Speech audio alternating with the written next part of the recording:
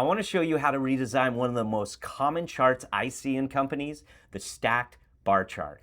The first thing we need to do is say, well, what question are we trying to answer with this data? And the question is, what are the top 3 categories by series? We have 3 different series here and 8 categories in each series. Well, what are the top 3 in each series? Go. Is it hard to answer this? Why? Well, this isn't designed well to draw the insights out for our brain, so we're going to fix it. Actually, the first thing I want to do is fix the color. These are the out-of-the-box colors that PowerPoint gave me. This is just a PowerPoint chart or an Excel chart, and it gives you these colors by default. These colors don't work well for certain audiences, so I'm going to shift them to an orange, gray, and blue, and here's why.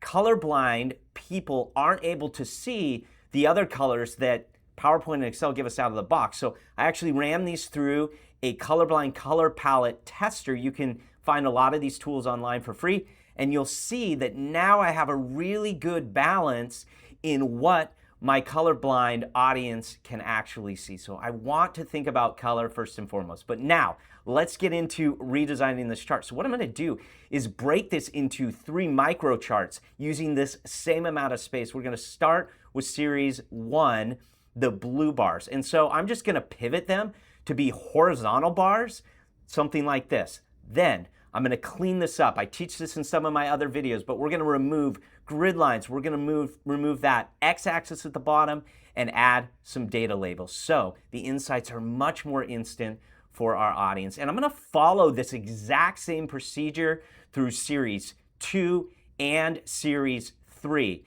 And then I'm going to add that legend at the bottom so that it is connected back into each of the series and we have clarity for what each series represents. But I'm not finished. I'm going to do a couple more little tweaks before we're done. We want to say, what are the top 3 categories by series? Well, how do we draw these out?